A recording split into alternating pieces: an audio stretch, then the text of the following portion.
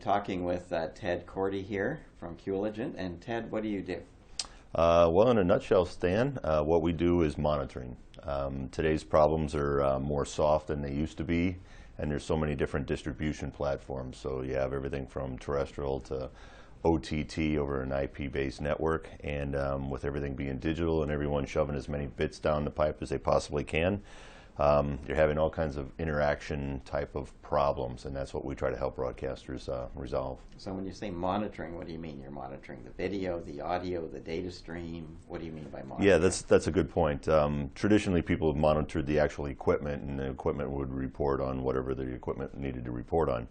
We look at the actual streams themselves. So we look at standards-based QoS, various standards, industry standards, and then we also get down into the QoE. So we look at 5 main layers: the physical layer, whatever that happens to be, the transport layer, then the audio, the video, and then the data. Yeah, but as soon as you get in these environments, monitoring's all over the place. Are you just talking in one place you're monitoring it, or? No, it's all over, and we're software based, so it gives us pretty much infinite flexibility on what kind of a hardware deployment we do. So you're talking probes?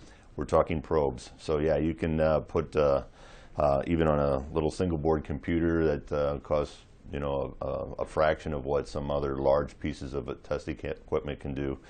Won't give you as much information, but it really spreads it out. So if you need to get a little bit of data from a lot of places, that's a great way to do it. Right, and you can record the whole transport stream? Absolutely, yes. We record the raw transport stream. We can decode, we can transcode, we can burn in audio bars, captions, channel name, program IDs, whatever you need. Right, so where's your largest deployment, seeing as you've got probes all over?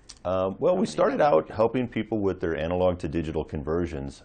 Most of our large deployments, well, all of our deployments cover a whole country. And we've been pretty popular in Eastern Europe.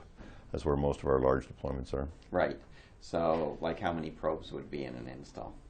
Well, we're working on one now that's 5,000 so being deployed. So yeah, that's where the cloud really helps out. When you're working with those kind of scale, it gets quite large. And also in our booth, we're showing data analytics where we're connected to 360-some thousand IPTV set-top boxes. So, wow, that's quite incredible. Yeah. So the new thing you're pushing is analytics? We are pushing, yes, a lot more on analytics. We have basically working on an analytics engine to handle big data. Big data is how we're doing. We're being able to process, I think it was about 127 million messages a day, and the data on that is huge. So to virtualize that in the cloud is the best way to go. And it's amazing what kind of things you can do when you correlate all that information. Right. Well, I think in this environment, people are less concerned about disaster recovery, so they want to know if they've got an error right away because they don't have a full backup chain. That's correct. And the soft problems that we talked about before, they erase themselves, right? So you can have some macro blocking or a freeze frame, and it could be anything along the path, right? Everybody likes to blame the encoder, but there's a lot of delivery-based macro blocking that is generated for a variety of reasons. So you actually have proof then that the ad was delivered correctly? That's absolutely right. We can do the ad insertion detection as well. And because we record everything, then yes, it's so easy to go back to and make sure everything was there and what level of integrity as well. So Ted, then, do you buy the system to yourself? Do you sell it as a service? How does that work? Well, we're cloud-based, so yes, we sell it as a service, so software as a service. But what we've also done for a number of clients is a complete managed service where we actually do the monitoring 24/7. We're helping some new channels launch that really don't have any of their own technology, their platforms. They lease it all out, so they have a lot of partners. And they just contract us to do the monitoring 24/7.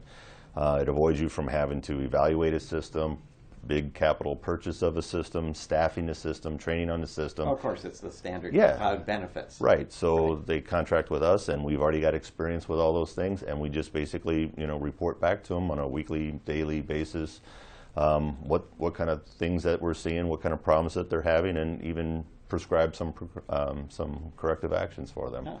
Yeah, sounds great. And that way they can focus on what's more strategically important for their business, and we can help manage their day-to-day.